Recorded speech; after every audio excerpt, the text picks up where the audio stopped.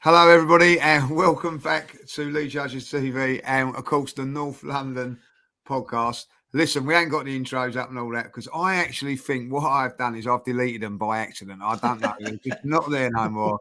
And I've tried finding them, and me and Mike were doing a little detective work, and I've seen this little three buttons at the top, and it says delete, and I think I might have gone over that with my old mousey and bang the cheese. Simple as that, and it's all gone. So I don't know, until Dave comes back or we get someone that knows what they're doing, you're stuck with this. But listen, we've got myself today. Now, Dan's gone away to Valencia. I think he's off today, or very, very early hours in the morning. So we needed a replacement. We couldn't find one.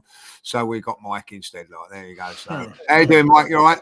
I'm doing great. It's great to be number 48 on everyone's list. Eventually, I get my chance, but good to see you again. Sav's good to see you for the second day in a row. Yeah, man. I'm doing more Spurs content in the last 2 days than I have in the last 35 years combined. But I'm looking forward to a nice chat today. Thanks, Lee. Tough work that is with Spurs. We're going well at the minute. So obviously, welcome back, Sav. Nice to have you back on. Another 3 points for Spurs, which we'll talk about in a minute. And of course, you, Henry, as well, So, should have been an Arsenal fan, is what I'll keep hearing people say. But there you go. We're getting. Yeah, I've had that my whole life. How can you be a Spurs fan with that name? But it is what it is. It is what it is, fancy having a name. Henry Burkamp, it's unbelievable, that, isn't it? So to get that, but there you go. Right, we're going to have to start, guys. We're going to have to start on Sunday, 4:30 kickoff. Arsenal versus Man United. Unbelievable scenes at the end of that game. I am going to ask you two guys first, from a Tottenham perspective. What was your thoughts of that like? Because I think probably deep down you probably want Man United to win to start off with. But looking at it, you'd probably think, right, a minute ago, 1-1. You take that. I think if I was an Arsenal fan, it was the other way around. I'd take it as long as none of them won. But then for the Arsenal to do what they did, is that made it annoying for you guys? Or are you thinking, well, we can chase down Man United and Arsenal if you want to go down that route? Henry, you want to take it? Yeah, got it. Yeah, I'm happy to. I think that game, there was so much pressure, I feel like, on Arteta for the performances you had before, and you had to win it. But that last 15 minutes of the game was just absolutely insane. At 1 minute, we thought United had won it and nicked it at the end. Fast forward 10 minutes later, you 3-1 up. The actual game, I'm probably one of the only people that I think was saying it. I didn't think it was like, they called it Arsenal Man United. They called it the Premier League game, didn't they? Early 2000s, late 90s, the two, big clubs really going hammer and tong. I don't think it was, the first half was like this electric game that everyone thought it was going to be. As soon as the second half kicked off, though, each team got into gear. But I've got mixed feelings on it, because I feel like Man United were Arsenal great in the second half, or were Man United poor? Because we had a similar thing with us. Man United were good in the first half. Second half, they were absolutely atrocious. And they are in absolute, they're in a mess. The whole thing of Anthony coming out, Greenwood's gone now. But for you guys, 3 points, massive win. You go into the international break. I think you've got winnable games coming up. You've got Everton, and then I think you've got us, which you normally beat us at home. And then you've got a good run up to that Man City game. I feel like for you boys, 3 points, a win against your arch rivals. But I don't think it was, I don't think that scoreline reflects anything on that game. If Man United got that goal, it weren't offside, you're coming away defeated. 10 minutes later, from resilience and character. Declan Rice, by the way, he's been your best player this season so far. He was excellent against Palace. He stood up against Man United. He's showing that leadership and that's what you pay the big bucks. You get quality players. Jude Bellingham at the moment has gone from 4 years ago playing at Birmingham now to selling out the Bernabeu. So you pay the big bucks, you get the money. But I don't know. I've got mixed feelings, because half of me says Arsenal were great that second half, but half of me says they were great because United were awful. I don't know. I've got mixed feelings on it. Sav, what's your thoughts? I can't agree. I didn't think Declan Rice was that good at all. You didn't think he was good? I thought he was okay. I thought he scored the goal. Should never have been given that much time. I thought he was okay. I feel like it's one of those games where because he scored now, all of a sudden everyone's now going, oh, that's why you pay the big bucks, like you just said. I didn't see anything special in him. I thought, I'll be brutally honest, I thought it was Sky Sports doing what Sky Sports do best, giving it the big build-up of these two quality teams. I thought it was a really poor advert for the Premier League. I thought the first half especially. Yeah, first half, but the second half was much better. Yeah, but neither team could seem to retain possession of football. Like, I think sometimes we confuse Fast and Furious with good football. And I think, like, for me, it was a game littered with mistakes, absolutely littered with mistakes. Arsenal were definitely the better team in the second half. Then again, I thought Man U got in behind a few times, but Rashford for me is really, really indecisive. That's when people talk about Rashford, like they're doing this whole big thing at the moment about, oh, he didn't get nominated for the Ballon d'Or. And neither should he. He's not that good. This is not a player that you're going to start talking about being one of the best in world football. It was all right. Look, it was for you boys. For you boys, it was good. For me, it was never offside. I think a completely different subject. I think VAR has absolutely ruined football. But Arsenal plugged away. They got the win in the end. They stayed in there. And then for me, Jesus provided that one bit of quality. I think Odegaard had a few good bits in the game, but Jesus at the end there restored my faith in Premier League footballers with some really good footwork and quality. So did Arsenal deserve it? 60 seconds, 3 minutes earlier, whatever it was, Man U could have won the game, and all of a sudden you're talking about Arteta's in trouble. Now you're talking about, oh my God, it's really, really good. Arsenal won, and it is what it is. I was really underwhelmed with all of it. If I'm brutally honest, I was really underwhelmed with it. Sorry. No, fair enough. That's what That's what opinions about and everything like that. I'm with you to a certain degree. I didn't think it was a great game, if I'll be honest, and I felt that in the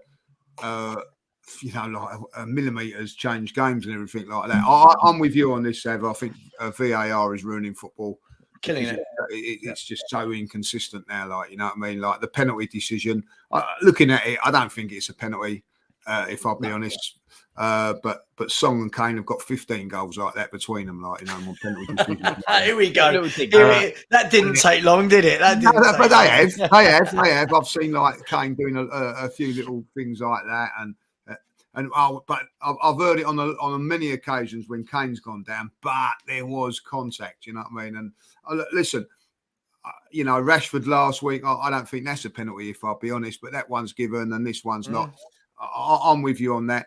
So, like, if they take the VAR away there, like, they get that goal and we get the penalty and you don't know what happens. But I am getting to the stage. To be honest, I'm going to be really honest with you guys. When it went 2-1 up, I had never had an inkling that it was going to be offside. I'm just thinking, probably like haven't done enough to win the game. That's nuts because we were watching it. I mean, again, we were watching it on TV. I know, Lee, you were there, but I've never been so calm, and I was wrong to be as calm as I was. But when we saw that pass go to Garnacho, he looked to be, and it can be deceiving because you've got players moving in different directions, and you're not necessarily looking at the time the ball is played. But I thought Garnacho was miles offside, to the point where while he's making his run in and before he had slotted it past Ramsdale, we were talking and saying, well, he's got to be offside, right? And when they score and they're celebrating and it's going longer and longer and they're not talking about VAR, we're sitting there starting to get worried, which is, that's not the way you're supposed to react to football. I think I agree that VAR and the way it's being implemented is, it's killing the game. It saved us in that situation, and I don't think there's too many inconsistencies as well. One week is penalty, the next week is not. Yeah, well, VAR is. I mean, if we're talking about VAR, it's giving people who may have either natural or intentional, ideas on what should be happening in the game. It's giving them more opportunity to take away the game as opposed to in other leagues where it's actually being used to try to resolve these situations. When it comes to offside, the way that they've done those lines, we've been victim of them not using the lines at all. We've been victim of them using the wrong lines. But when they draw the lines, he was offside. But I would have been perfectly fine if there was no VAR and it was just too close. I thought he was way offside. I wasn't that worried about it, and I started to become worried about it the longer that went on before they started, showing that it was subject to review. In the case of the penalty or the non-penalty with Havertz, it's one of those that, again, if they hadn't called it on the pitch, I think it would have been a rough one to overturn and call it a penalty. But given that they did call it on the pitch and there was contact, it just wasn't the guy that he thought provided the contact. I'm surprised if they would have turned that over and taken the penalty away if it were at Man United. Like, I hear loads of people say, "Oh, it's not VAR, it's the people running it." But if there's no VAR, we don't have this in the first place. Like, when it first came in and they started talking about, "Oh, it's just going to be for clear and obvious errors," now it's used for everything. Like, and it slows the game down. You shouldn't ever be at a point where a player has celebrated a goal, and then 2-3 minutes later, we still don't have a decision if it's a goal or not. That's killing the emotion of football. It's awful. And I agree. Strikers grow up learning how to curve their runs. Strikers learn how to arc their body so that their feet are on side. But do you know what I mean? Look at Michael Owen, guys, for example. Played on the shoulder. How many times you see him arc his body? That's not offside. It was always the feet. And now it's like the nose armpit hair. or a toenail. It's killing it. Surely, listen, this isn't about your game, by the way. This isn't because you got that result. No, this is every VAR decision, right? It's killing being able to celebrate. Yep. It's killing. At Manchester United, it would be top goal scorer if there was no VAR. No VAR. 100%. The thing is, this week at Manchester United, the Martinelli goal that got called back for something that, I mean, it was almost like they started under the concept of how do we potentially try to take this goal away, right? And then they found something. They're trying to find reasons, aren't they? Right. They're trying to find reasons. And that's I don't think you see that with VAR in the way that they implement it in Germany. I'm not making a joke and bringing up the MLS here just because I'm American. It's managed correctly. Over here, it's a nightmare. It's the one country that uses VAR as a tool to influence the game rather than to fix it. And I think no one's holding them accountable for it. Even these videos and the audio that they're showing selectively a month, a week, 2-3 weeks after it's happening. Yeah, it does explain why they're doing what they're doing on the Onana foul against Wolves and on the Havertz penalty, but it still doesn't show that they're getting it right. No, that's the thing. They're getting it wrong still. Even they're coming up with these things. I don't know how you guys feel, but like the Holland offside or I'm a little bit old school. But if as soon as they start putting lines up, that's onside for me. I think it. I agree. It's really clear and obvious. You know what I mean? Do you remember when Aubameyang got given offside against Man United and he was about 2 yards onside and they looked at it? That's when it should come in and go, look, that is completely a wrong one. But then the next day they say, it was actually onside. Yeah, you know what I mean? So, but do you know what? Like, when they start putting lines up and things like that, I'm thinking, wow, you know what I mean? That ain't really the game. This ain't football. It's not football anymore. No, I get it with the goal line technology. We've never had no arguments with that because it's brilliant technology. The thing is, though, they can do that. They can do that with offsides. The World Cup did that with offsides. Yeah. Other leagues have that for offsides. The Premier League chooses not to. I mean, if you trust the goal line technology, and I don't think there's anyone who didn't trust that from the start. I remember one instance in where it just strangely didn't work, and it actually, I think it led to Sheffield United's relegation. Yeah. But we know that it works. We know that look at the guy's watch and within 2 seconds it's a goal or it's not a goal. But there is a technological way to determine offside or not that was implemented in the World Cup. And the very first goal of the World Cup, I think, was Qatar against Argentina or Ecuador or something. Ecuador, yeah, it was Valencia, wasn't it? Valencia's goal. Yeah, Enter Valencia, and I was like, "There's no way that got it right." But when they looked at it and they showed it again, it did get it right. But what was wrong with how it was? What was wrong? Like, do you know what? Like, I understand when you bring in technology that is clear and conclusive, i.e., goal line technology. I think is a wonderful thing because it is absolute. It is yes. No, right? When you have technology that's meant to come in and take away the errors from your game, and still after that technology, there are more controversial decisions than there ever was before. Now, don't get me wrong. There were decisions that were horrendous. Some you get, some you don't. It made it more exciting, though, didn't it? I remember an Alexis goal against West Ham from like 5 years ago, 6 years ago. And I mean, we were at the pub laughing to each other because he was 3 yards offside when he got the pass and no one saw it.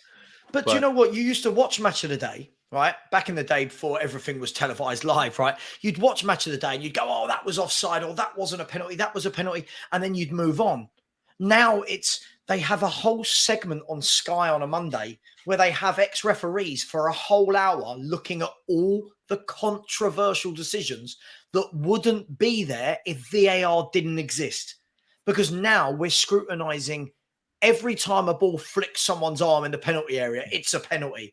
And like the fans don't help it because they cry for everything is handball, things that were never handball in the past. Right. Yeah. Every goal now, he's offside. Still opinionated, because people can be influenced. People can be influenced, and if they aren't, I mean, they're all from Manchester to begin with. So you think there is an influence there, but you know, in the States, I watched over the years. I'm an old guy, not as old as Lee, but I mean, I've been watching American sports and world football for decades. They gradually brought instant replay into the NFL and then took it out and then brought it back in. They brought it in the NBA as well, didn't they? They brought it in the NBA for certain things. They brought it in ice hockey for certain things. And, traditionalists don't like that. They even brought in, replay and looking at things in baseball, which is in the States anyway, one of the most like the traditionalist sport that people hate when they make rule changes. And every time they've done that, they've kind of toyed with it. They've made some changes so that it doesn't really completely undermine the entire game, and it gets things right that are black or white. Was he over the line? Was he not? Is the puck over the line or is he not? And not too many people are against instant replay in these sports the way that they've eventually done it, and you don't have that many controversial calls, or you don't use replay for things that are going to be that controversial. Yet the game is far more controversial with VAR now than it used to be, and so both as a traditionalist and as a fan who likes when things are done right, they should just scrap VAR completely and altogether. I agree. The trouble with VAR, this is the trouble with VAR, in my opinion, right? Is that say like before VAR come in, you could get an offside, which wasn't offside, and you go, it was bloody offside. You know it was offside, and that was the end of it. Nowadays, with VAR, they shove it 10, 15 times. They still get it wrong. And then they turn around to you and say, yeah, it's offside, it's not. That's what bugs me, is that the fact is that you see like the Anana thing, right? They make 7 or 8, there's all these excuses being thrown around. Yeah. And when you think, no, you're wrong, and you've got all that technology. They weren't just wrong. The police should have been called for that. I mean, but he wasn't. You got the assistant referee holding the offside flag because you want to be able to let it go on for instant replay, and then you get somebody hurt because it. So Lee, what you're saying is right that we brought in technology to replace human error. But now we've got human error whilst watching the technology. So basically, more human error. What we've done is added more human error because we look at everything. But I'll ask you a question, Lee. From your, let's use your game for example at the weekend. From that game back in the day when there's no VAR, how many controversial decisions were there in that game that VAR would have looked at? Right, the ref would have just gone penalty or not for the Havertz thing, and he would have gone goal or not for the offside. Right, the flag didn't go up. Well, there's another penalty that Ten Hag wanted at the end. Yeah, but you see what I mean? Like it flows, the game flows. Now what we're doing is going. There weren't no controversies in that game. No, that's what I mean. They were created by VAR. sad because at the end of the day, listen. If me and you are on VAR, just say that me and you are on VAR, right? Yeah. You look at that penalty, right, and you say, well, that's a penalty, and I think that it's not a penalty, right? Yeah. Now I'll go back to the Spurs one. I'm going to be really honest with you on this one. Song's one against Brentford, right? In my opinion, there's not enough for the VAR to get involved. Yes, he does touch him, to overturn it, but they overturned it. I look at that game there and think, well, no, I didn't think it was a penalty, right? So you're getting these different. So you could be in the booth one week and you'll go, yeah, I think that's a penalty, and there's me in the booth going, well, even though it's against Spurs, I'm going to say it's not a penalty. So then we tell the ref. So then we tell the ref, by the way, we've just had a discussion for 2.5 minutes. Can't agree on it. Why don't you go and have another look? The fans, the players are all going what? The fans are saying what? Let's be brutally honest. Let's be brutally honest about this, right? When you slow down any scenario in a game of football, it looks 10 times worse. So if we use the Sonny decision, for example, by the letter of the law, did Sonny catch him? I mean, minimal. I don't care. It was given whatever, minimal. In real time, is that actually a penalty? Because when you slow it down, when you slow it down and have a look at 25, 30 angles, David Luiz against Wolves a couple of years ago. You can give any foul if you slow something down 20, 30 times and try and find an angle. But back in the day, the ref would just go, no penalty for me, play on. Fans moan, fans boo, the game carries on. Well, what about this? What if you had referees that genuinely wanted to get things right? You have a monitor that's available to them if they want and need to use it for something like the Havertz penalty, so that they can feel justified to make a call on the pitch and then decide themselves to no VAR, just a monitor where they can rewind it. Right, because you've got two people back in the VAR office who aren't at the game. I mean, they're at Stockley Park. Yeah, they're influencing the decision straight away, aren't they? They're sitting back there literally influencing, or in the case of Mike Dean, deciding not to influence their mate by telling them to go over to the thing. It drives me crazy that the guy's standing there like this for 3 minutes and then goes over. In the MLS, you go over, like, you know, they're going to give it, like, you know, because he's already basically been told that he's wrong. He's already been told that he's wrong. Comment on here, and he's saying the Gabriel defending on that Hoyland thing looks so much worse when it's slowed down. Of course. Right? You don't know how to put that up on the screen, do you, Lee? I do know how to put it up on the screen. Up yours. There you go. Okay. Right. But, what I'm saying is that you don't know how to take it off, do you? I do. Look, there you go. Like, I mean, so what I'm saying is that it's like if you have a little sprint, if you sprint, and I'll give you a little nudge, you can go over it. I know it's only a little nudge, but when you're sprinting, so that's when you can get caught and clipped and it can drop you down, right? So, but if you slow it right down, it's not going to look nowhere near as bad, like, you know what I mean? So you get it one way and you get it the other way, like, you know, and I just think it's spoiling football. Listen, it didn't spoil the game as an Arsenal fan. As an Arsenal fan, yeah, because it turned out to be a memorising thing. But I remember being up at Newcastle last year. This is where VAR is good. When he hits the ball and they give handball, and then when you see it, they do the VAR check. On Rob Holding, was it? Was it Holding? Yeah, it's his, I can't remember if it was Kivier or something. It's his thigh. So it does come in good feed. But then again, like, I look at that one there, and it is fact.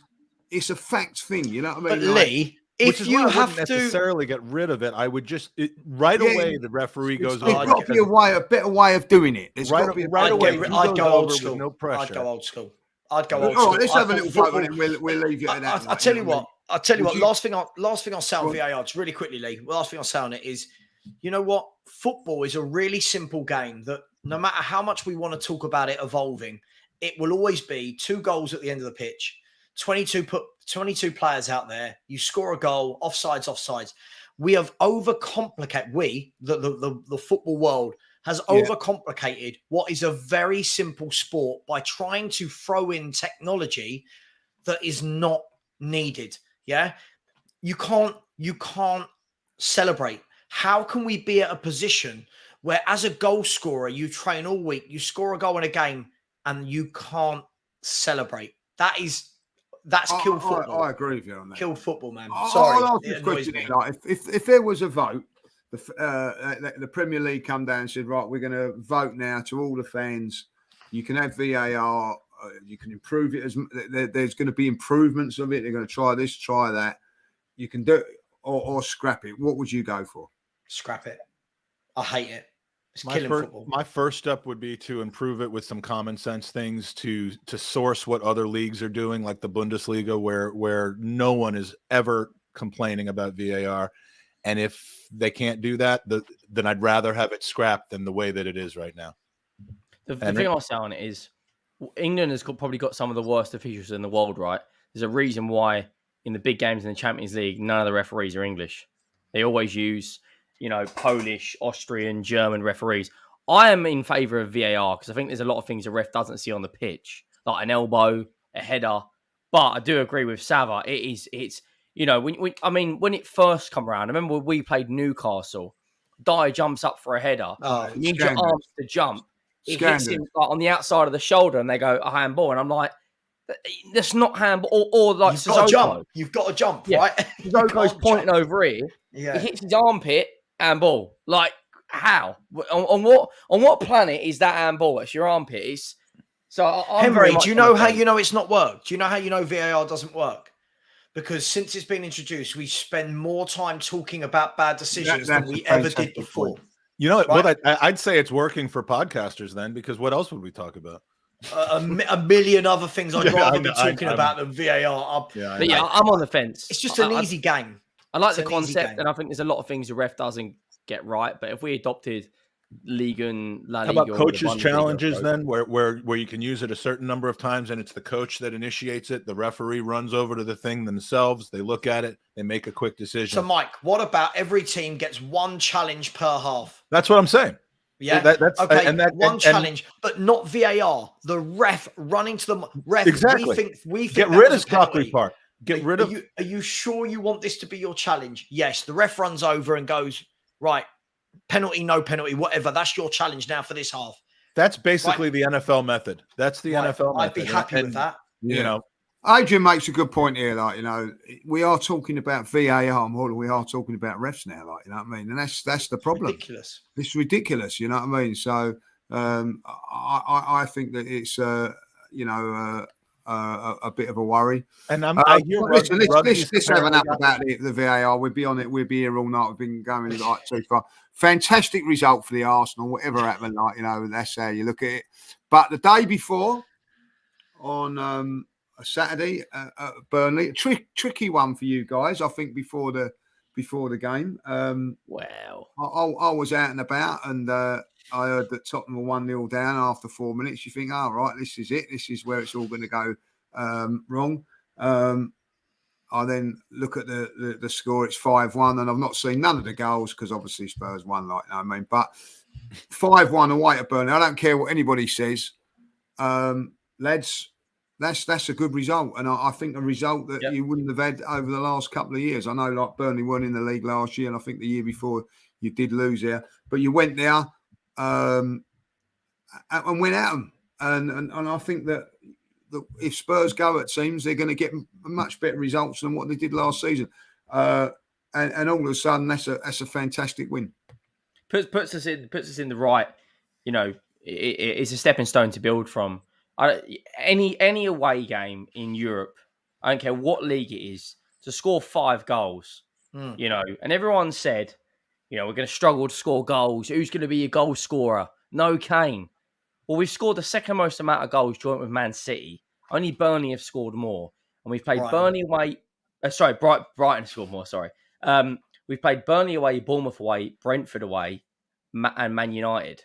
That's not an easy start to a Premier League season. 3 away games. Yeah, and we're sitting here. I think it's a fantastic start. Something to be optimistic about. I think we'll surprise a lot of people this season.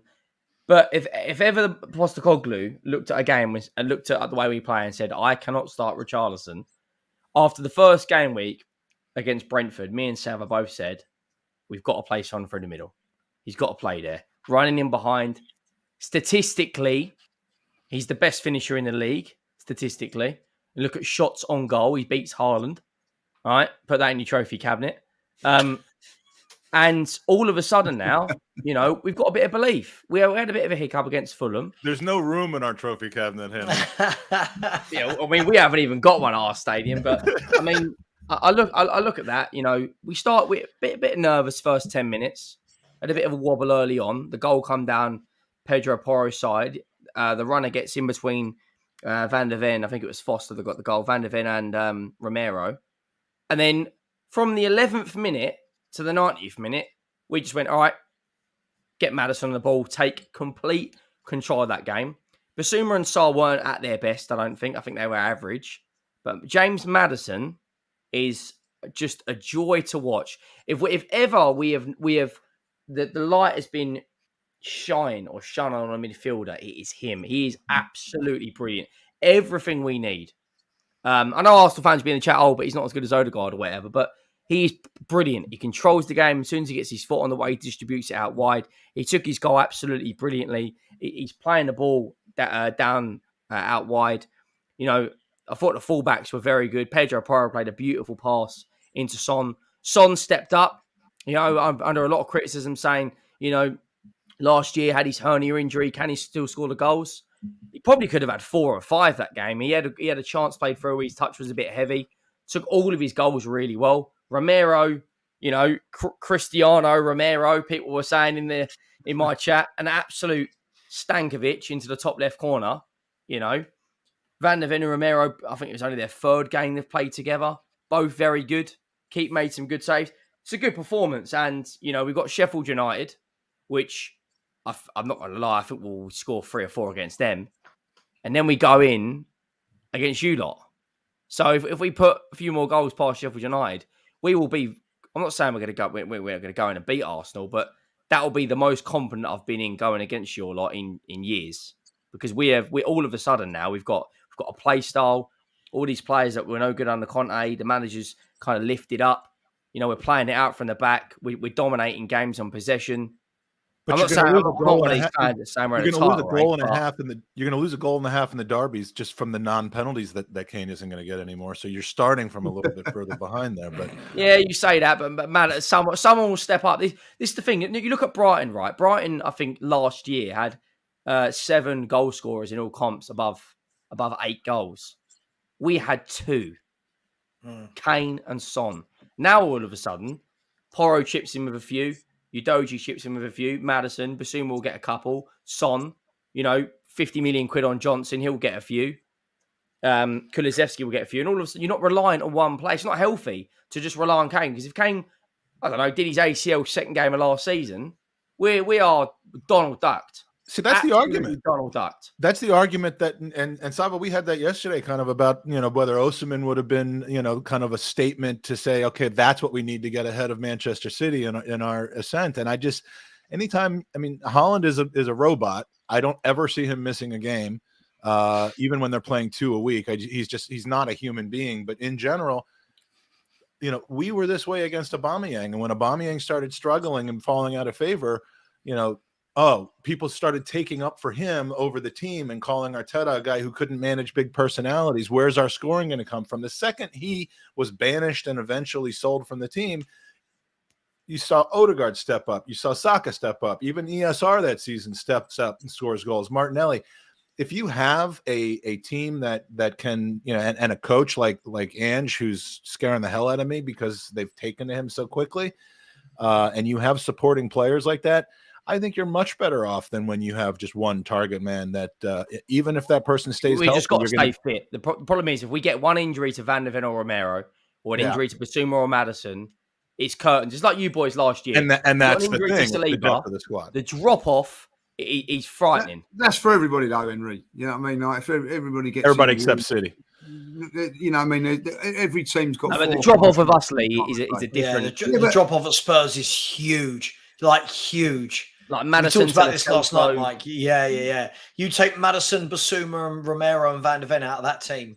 We are in a. I think with Spurs, you know, I've always said this with Harry Kane. Like, you know, I think Harry Kane's brilliant and all that. But what you're getting? Oh, you do now? He's at Bayern, eh? No. I've always said that. Best I've always striker said England's ever had. What I feel as a player, and I've played in teams when you've got someone who's you know, a good goal scorer or something like that. Well, he'll turn up, he'll do the business. You know what I mean? And he's just not quite at your game. You know what I mean? But when he's not in the side, you know, well, we haven't got so and so today. I've got to step up today, and I think that's what will happen with Tottenham. I think in the end, I'd rather, you know, from a Spurs point of view, I'd rather you not have him in Harry Kane in the team. I think because I think if the way it's going with Harry Kane, it would be. I think Spurs would certainly be. If you look at where we've struggled lately, it's with well balanced teams on the counterattack with great wing play and you know, we pocketed Holland in the Community Shield. We've done that before with these dominant number 9s. I mean, look, it's Saliba that's pocketing these guys, and as long as Saliba is healthy, he has the ability to do that. But where we're going to come up short are with teams that have multiple different threats. Because then we're really susceptible on the counterattack. So I think in the last year or two, we've been better at competing against teams other than our Premier League games against City. We've been better at competing against teams that have one direct threat that we can focus on and shut down than teams who have 3 or 4 smaller threats who you have to be aware of at all times. So Spurs do scare me a little bit in this matchup. I just, you know. I think this is the first time we're going in for many years. I mean, Henry, tell me if you agree, where I feel like we're actually going to give Arsenal a game. I feel like for the last 4 or 5 years, we've gone into games at the Emirates, especially, where we just sit back and you're just asking to be picked off. If you give teams, this is not new news, right? If you give the best teams in the leagues all the ball, eventually, most games, they're going to wear you down and a goal will come. Then all of a sudden, you're a goal down and, our game plan hasn't worked. What do we do? I don't think it's going to be the case this time. I think, if anything, it's going to there'll be a lot of goals. It's going to be really interesting because I think we're going to attack you. I don't think Ange sets up in any other way other than go and try and keep possession of the ball. You guys like possession of the ball. We now like possession of the ball. So it's going to be a real interesting matchup from that point of view. I think we saw against Man United that you can be got at, right? We can be got at, right? We can be got at because we play a high line. You can be got at. And Rashford and Garnacho, and that, they showed that. So I think this is going to be a real good matchup of 2 teams that want to play the right way, if that's what we want to call it. I think it's going to all come down to... It's that stadium, though, isn't it? Of course it is. Look, Arsenal are the favourites. Go on, mate, go on. No, I was just going to say Arsenal are the favourites. But like when you've got people, the problem is I think you get sensible fans and then you get delusional fans. I think most Arsenal fans that I know that are sensible are saying, Spurs are a good team this year. They're going to cause us some problems. And if anyone's watching us thinking we're not going to cause the team problems, then they're not watching us. I'll call him out in the chat. TJ Warren saying stupid things like, Spurs don't scare me in the slightest. Fans like that make me laugh. If we don't scare you in the slightest, you wait until a Doggy and Porro are flying at you and James Maddison's flying at you. Sonny, Kulu and Solomon are all... I'm not saying we're going to win, but to say... we don't scare Arsenal in the slightest. The only thing I will say on this is pure biased nonsense. I'm sorry. If we don't scare you from what you've seen of us so far this season, that's a lie. I don't care. We've had so many shots in games. We've just peppered teams with our attacking play. It's just absolute The thing I'll say on this is the 3 grounds I hate going to more than any other stadium that I've ever seen us playing. Stamford Bridge, Anfield, and the Emirates. Anfield, we never get it. We never get anything against Liverpool. Full stop. You know, there's always a decision against them, and I think Chelsea's a mental block. But you get more points out of City than you do at this is the thing. We win. This is Spurs in a nutshell. Lose 1-0 to Burnley. 4 days later, win 3-2 at the Etihad. yeah. That is exactly what you do. Yeah. This is quite a young. I know you boys have got a very young team. This is quite a lot of our players are. Ange keeps saying feel pressure. If we go a goal behind We know what the Emirates is like. And all of a sudden, the fans are on us. That's when I worry. I don't know if there's in this team there's a leader who, you know, when who's going to lift us up. I think there's a lot of talented players. I don't really think anyone's got an ego. I think Son's not. I think he's been given the captain because he's longevity in the team. He doesn't lead. He leads by example, but he's not a. Who is the leader of the team? He's not going to grab you by the shirt and say you need to do better in the dressing room like Roy Keane did with Gabriel Hines. Sorry, I just want to call something. Sorry. Right. First and foremost, you know, as a YouTuber, when you make a statement and then people start running away as though you've said something you have not said. Right. First of all, I will call him out again. TJ Warren, you chat absolute nonsense, mate. Right. I will call him out. Said all of a sudden we beat Burnley and we think we're world beaters. I don't believe that ever came out of my mouth or Henry's mouth. What we said is this year we're playing attacking football. Yeah. I'm sorry, but you telling me that Arteta and the Arsenal players won't be sitting there going, Spurs are a different opposition this year. Do we truly believe that your team thinks they're just going to turn up and walk? Sav, I'll be really honest with you. I'll guarantee you. I guarantee you this season you won't beat Manchester City. I agree. Because the way you played against Manchester City in the past is their weakness. You brought them on and counter-attacked them. You've done right. If you go at the way that they beat us too. I'll tell you what, though. I bet you we beat you at home, though. Well, you might well do. You know what I mean? Like, but if you go at it, I just want to get out of that game without anybody getting kicked in the back. If you do go at it like that, they will beat you. I agree. Because that's why. If you come to the Emirates and you play the way that you have been doing, I think you get caught out. Yeah, I don't think you'll do that. I don't think that you'll do that. I think there'd be a little bit more caution with it, but still carrying that threat. And you have that threat. And now I think that, listen, Tottenham have always had a threat. You know what I mean? Like, I don't think over the last couple of years you've used that threat the way you should have done, which, when you got Harry Kane and all that lot. But now you've got that threat. The one thing I will say is from Tottenham's point of view, listen, you know, I mean, the way Ange plays and all that, like if you play out on the halfway line, which I think you will do at certain times, that is where Saka, even Man United played a little bit more cautious and dropped in that. Saka, if you let him go and all that, and the same for us. If we go right, okay. There's been many a time I was infuriated when we went to Arsenal a few years ago when we weren't as good as you, and we'd still play that high line with Song and all that, like, you know what I mean? And I think, why just drop a little bit more and catch them there? So I think that is Tottenham's thing at this moment in time. At the end of the day, what I've liked about Tottenham or what I've disliked about Tottenham is that last season against the likes of Burnley, likes of Brentford, and Bournemouth, I think you sat back. I know you got the result against Bournemouth, but very counter-attacking Bournemouth away though is just 2-0 down. Nice. Change that a little bit against those sort of sides. You know what I mean? Like I remember when you play, I think it was played Portsmouth in the FA Cup, and you still played very, very defensive under the manager. When it comes to those sort of teams now, I don't think you will. But I've got a little feeling maybe I'm wrong. We'll see that. I think Ange will just change it a little bit against those big teams. I think it's going to be really. Listen, I by the way, I've not said I'm not worried about what you boys. I think I started by saying this, right? That I feel like you guys can catch us, right? This is what I think it's going to be. TJ said that you said that he was saying. Yeah, exactly. Yeah. TJ said this.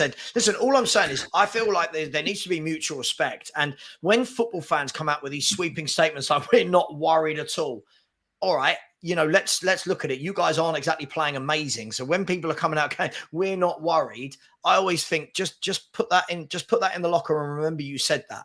Yeah. I think it's going to be a really good game, and I'm really looking forward to seeing Saka against Udogie. I'm really looking forward to seeing that matchup, and the fact now that you've got Van der Ven on that left-hand side that will go over and cover against Saka. You know what they'll do though, don't you?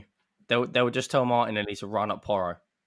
I think Gabby Jesus is the guy you need to worry about. If he please come back from Brazil healthy, but you know he's going to be looking to lick his lips and have a feast if you guys are going to try to come at us like you've been coming at other teams. I think it'd be hilarious though if in the I away. don't think we've gone gung ho though. Hang on, Mike. Like people are making out like that we've gone gung ho. It's not we haven't. like gun. What is it? Like the Wild West or anything like that. No, we're not Man City. We've not got to the point where we've literally got one person at the back controlling the game and everyone else is in the other penalty area. We've gone forward. We've played good football. I just think it's going to be, for the first time in years, two teams that want to play football the right way playing against each other the way it used to be, rather than Spurs with Conte sitting back and saying, "Go on, Arsenal, have all the football and we'll just try and hit you." That's the thing. We've over the last few years, not the last few years, particularly at the Emirates, we've had like most of the possession, and you've not really carried that threat. I think you'll carry the threat this time. And also, which is a point of it all, is that, you know, I've only seen one Spurs game this season. That was against Man United. Like, you know, I felt Man United, Spurs, a little bit cautious in the first half of that game. Agreed. In the second half, they weren't, and they ripped Man United apart. So I do think that we've got to be cautious of Tottenham and don't underestimate them. I'll never ever underestimate them in any time. I will say this, and I always say this. What do you reckon your prediction? I'll say we'll beat you at home. I'll be happy with a point away from home, because I think home advantage in these games, I agree, is massive. Is massive. I always said it's a big thing. I don't think form is, but I do think home advantage is key. I make you favourites. I'll say it right now. I make you favourites. I'm not doubting that. All I'm saying is, listen, if we lose to you, right, it's not going to be like, oh my God, we've lost to you. Oh, I'm in the mud. I think we could very well lose. We lose to you most years at your ground. It's a bit of a free hit. Like a lot of that's like your go-to, isn't it, Lee? It's a bit of a free hit for us. Well, yeah. Like, listen. I think at the moment, if I'll be really honest with Tottenham, at the moment, it is a good. I think like Ange was always on the winner. If he's come to the club, he's made Tottenham more adventurous, and the fans are getting behind it. You know what I mean? So, you know, if Ange would have come in getting behind it, getting behind, you know what I mean, I think people would have started going, well, what are we seeing here? Like, but Spurs are enjoying what they're doing at this moment in time. You know what I mean? Yeah. I've been impressed. I've got to say, we're very goodly in midfield. This is the thing I think people have got to understand. With Maddison, Sarr, and Basuma, that midfield three is really, really gelled well together. It's tough. There's good legs in there. There's engine and there's creativity. I'm looking forward to seeing that against Rice, Odegaard, and Havertz. I think there's so many intriguing matchups in this game. Listen, if you win, you win. You know, I think if we win, I think it's massive if we win. You're expected to win. If we win, I think it's a massive statement because, like Henry said, it'd be really disappointing if we don't beat Sheffield United, which is our next game, which will make it 13 points from 15. Now, imagine Ange does beat Arsenal in that next game, and we're now 18 points from. Sorry, as the fans would say, we're in a title race. No, yeah, but okay, but let's keep it sensible, right? Now we're 16. I'm not that worried about it at all. Now we're 16 points from 18. That game is huge. Well, it's massive. You've got Liverpool. Huge. I think you've got Liverpool the following week after that. Exactly. So, you know, like, but listen, Lee, I need a favor from you, bud. I need a favor. Sheffield United at home, you'd look at Tottenham to get the 3 points there, and it is really, you know, built up for a massive game. Looking forward to it, like, you know, for me, I think that I'm going to say it now. We was talking off air about it, like, you know, I'm putting Tottenham in my top 4 at this moment in time, on current form at this moment in time. I'm not going mad about it. What I've seen of Tottenham, yes, they've had, I wouldn't say easy games because there's no easy games in there, but teams that, you know, like Bournemouth away, Burnley away, I think it's tough games. You know what I mean? I wouldn't say that they had Brentford away, which only you boys beat. Yeah, Brentford away, tough game. You know what I mean? They lost 2 there all last season. Yeah, so you've got a good fixture list. Like that Champions League game, I think, is done nice for you because if you would have got Sevilla away, bang in the middle. Do you know what? I'll get onto that. It's a great point because I actually think that the Champions League done us a favour because I was looking at it and I'm thinking. Everton away, which was on the Saturday. You know, haven't won there since 2017. We haven't won there for a few years. Thanks for that, Henry. But we haven't won there for a few years. But we was meant to be playing there on the Saturday. The Brazil boys are playing Tuesday night, Wednesday morning our time. They would have got back Friday, might not have been involved on that game on Saturday. That game there has been moved to a Sunday, so which has given us an extra day there. Then we play like the Champions League game on a Wednesday, which is at home. I was thinking, if we go away, do you imagine going away? It could have been like, and then come back against Spurs. Then we got Spurs on the Sunday. So we've got that extra day either way of it now. I think very, very important that we was at home on that day. Of course, Spurs are not playing, so they're going to be a little bit fresher. If you'd be really honest, guys, when you looked at the fixtures and you see the Champions League was in that week there, I know if it was the other way around, I'd be saying, oh yeah, I'm happy about that. You've got a game before. We needed you to get like Bayern Munich away or something like that. Yeah. So I think that it's worked out okay for us on that point. So some massive games coming up, but like, you know, I think, I don't know how you guys feel about it now. It's just when it starts to get a little bit exciting in the Premier League, certainly for us guys on Sunday, it was buzzing. We've got this break again, and then like, you know, you got I think another 3 games, 3 or 4 league games. I think, I'm not too sure how many league games it is. Then you got another break. It's ridiculous. What is? Let's be honest, right? Who actually gives a monkeys about international break? I mean, you got to speak to the missus on the weekend because there's nothing going on, right? Right? There's no football going on at all. And it's absolutely, I mean, we're sitting here, we're all, who cares about England, Ukraine? We played Ukraine 2 months ago. Yeah. We're playing them again. Like, it's ridiculous. As soon as you get into a groove, it stops. Then you got to start again and start again. One thing I just want to come back to your fixtures. Why I think you've got a good point to say we're in top 4. We've only got to play the Premier League up until January, where the FA Cup comes around. Every other team in the Premier League, other than Sheffield United, is still in the EFL Cup. So even the likes of Chelsea will focus on that. Brighton will be in the EFL Cup, Europa League, you know, Premier League, FA Cup. We've got a real chance. We can add a centre-back in January, you know, and our injuries do go away and we don't get any major blows like you have with Timber or Partey. There's no reason why we can't, you know, challenge for that 4th spot because, as I said to you off air, it's Man City, Arsenal and Liverpool, whatever order you want to put it. And then that 4th spot is anyone's. Man United get it. We can get it. Chelsea. And there's 5 that go this year, right? Yeah, it's 5. Don't forget, it's 5 in there. And also, don't forget, look at Newcastle's start to the season. 3 defeats out of 4. You know what I mean? I wouldn't have put that there.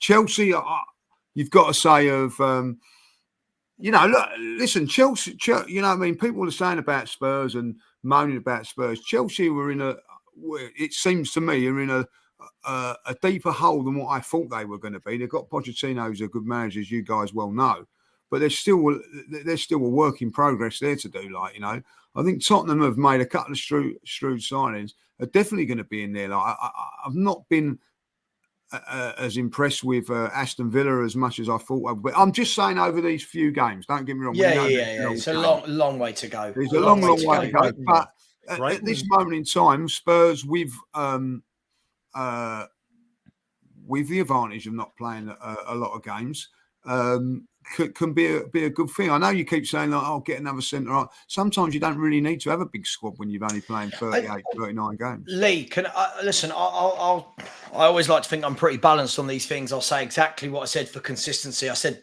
Mike, we had this conversation last night with on Dan's show. I think Spurs have got a good 11. And good 11s are only as good as the 11 being fit. So all the while the 11 is fit and they're playing once a week, you keep them fit, you wrap them in cotton wool, we're a very good team. Problem is, the moment, there's a few that are so key. Like Basuma holds this midfield together. Basuma drops out, we drop down to Højbjerg and we completely change. Maddison drops out, we lose all our creativity. Van der Ven and Romero. Now, I know we can say that of a lot of teams, but I'll say this. Keep everyone fit. If those 11 play 38 league games this season, which is highly unlikely, I think Spurs finish 4th. A couple of injuries, Spurs are now between 6th and 8th. And this is the difference between having top players. Maddison is the one. Maddison, I agree with that. He's the man. He's a top player. he's got to be up there for player of the year, player of the month for this month. I know that there's a few votes on it. Like, I think David Moyes is shoo-in for manager of the month, but I think that he's hit the Did Postecoglou get nominated for manager of the month? Yeah. I think he did. Like, you know what I mean? So, but I think West Ham have had what I would say, like, they've had some difficult games. West Ham, Chelsea at home, Brighton. Let them win it. Let them win it. Let West Ham win it, and then let them just start slumping away. So we can stop hearing about it. To be honest, but I think I think Madison has been, a revelation since he's come to. Do you know what? This is the thing. We've had Nuno and Conte in the last 3 years that they didn't want players like that. The rumours all last summer were that he turned down the option to buy Madison and he turned down Dybala on a free and things like this. The difference is now Postecoglou, what's the first thing he did was, hang on, I need a playmaker. He's gone and got Madison. And do you know what? You know when you watch a player for another club and you think, oh, they're good, I'd like them. And Henry, I've been banging on, ever since I've known you, I've been banging on about Madison, and I wanted him when he was at Norwich and Aberdeen and Coventry. I just can't get over just how good this guy's footwork is in tight spaces. And if he can keep doing that and stay fit, it's all ifs, right? Everything is if in football. If he can keep doing that, if Basuma stays fit, if our centre-back stay fit, there's no reason why we can't finish above Newcastle, Brighton, Aston Villa, Man United, Chelsea, because we're playing once a week. The problem is a couple of injuries, and then all of a sudden it's back to win one, lose one, draw one. The biggest worry for us is we've only got 3 senior centre-backs, and one of those isn't even in the squad. So we've got Romero, Van der Ven, Davies, who's a left-back by trade but can play centre-back, and then the next player down is an 18-year-old kid. So it's we know what that's like. When we're saying about, you could say anything about, Saliba drops off, you haven't even got Holding now, but at the time you had Holding, and then you bought Timber to kind of play everywhere. We're talking the drop-off. I don't think there's another Premier League team who has this big of a drop-off in every position. Like Udogie goes, Ben Davies, because Reguilon's gone. Right, Porro goes, Royale. Bissouma, Højbjerg, Maddison, Lo Celso, Son, Richarlison. Oh, God. Romero has already equaled last season's goal tally for Richarlison, and he's a centre-half. You look at left side, if a Son goes, Perisic. Okay, we've brought in Brennan Johnson, and I'm sure, you boys know what it's like being Arsenal. The PR will spin it, the Welsh Mafia, and all this other BS. But Sav is bang on the money. 1 or 2 injuries, and we are going to be the drop off is frightening, mate. It's absolutely could be the difference between getting no European Champions League. Yeah. Oh God, the range is massive. The range is absolutely massive. But again, it can work the other way. If I try and put a positive spin on it for the Spurs fans in the chat, who will always call me negative, I don't think I'm negative. I think I try to stay balanced because I've seen this. Listen, I'm 40 years of age. Many years down the line, I've heard after 4 games, oh my God, we're sensational. And I always go, I've seen this before. Let's relax, right? So I think we're in a position where we've got 15 league games, right, between now and the transfer window opening. And I know that sounds crazy because 1 shut last week. If you can see through that 15 games, right, getting a good amount of points and being in that top 4, that then allows the owners at that point to go, you know what? If we had a couple of players here, we can solidify that position. But you've also got to take into account that when the African Cup of Nations kicks in January, when the Asian Cup kicks in January, we're losing Basuma and Sarr, so 2 of our 3 midfielders, and Sonny, who's going to be our main goal scorer this year. So that, again, when January the 1st rolls around, this is where I want to see what are Tottenham made of. What have we got lined up for the first week in January to compensate for those players going away? Yeah. You only lose Partey, right? That's the only guy you lose. We lose Partey and Tomiyasu. Oh yeah, Tomiyasu. See, I mean, even Partey at the moment. I mean, the one thing for me is what is this conundrum about Kai Havertz? Well, we'll leave that for another time. I thought we'd get through the pod without mentioning him. We'll give that for another time because we've come up to the hour now, but listen, we've got the North London derby to to preview in a couple of weeks. So we'll go much more heavier into that, like, you know. So we'll leave it there for today. Couple of things I just want to advertise before we go. Listen, I'm going to try something different on Saturday and do the England watch along, England versus Ukraine watch along. So join me for that. Will I cheer Harry Kane's goals? You'll have to tune in to see the Bayern Munich superstar or not, like, you know. So we're going to give it a go. See what. Now, listen, we've never done it before, so we're gonna give it a go. See what it's like. But we've also got Mike on it because Mike's got a big thing coming up at the weekend. So over to you, Mike. Tell the guys and everybody here what's happening over the weekend for you. Well, we're doing a third annual 27-hour Gooners versus Cancer podathon. It's an extravaganza. It's a great idea. I think other people like to do 24-hour pods as well, and we should support those as well. But look, if you don't know, because I'm not as familiar to some people in the chat, I head up a charity called Gooners versus Cancer. We raise money for the Leukemia and Lymphoma Society, and we do various things throughout the year, live fundraising. We do events and raffles and shows, but this is going to be a 27-hour podcast where we have 40 to 45 just unbelievable guests. We've got football commentators like Peter Drury coming on, John Champion, Jim Proudfoot. We've got just a huge variety of different podcasters and bloggers. We've got Arsblog, we've got Gunner Blog, we've got Lee joining us twice. Just too many people to even name in this short period of time. We've got ex-footballers like Alan Smith and Kevin Campbell, possibly Lee Dixon. We're going to have Frimmy on from the team, Lee. Just secured Frimmy to come on in the morning of Monday, the 11th. And, the goal is to just provide you 27 hours of entertainment, not 27 hours of me, but 27 hours of actually worthwhile entertainment, games, fun, interesting conversation. And we're also giving away new kits. We're giving away first team signed kit. We're giving away legend signed kits.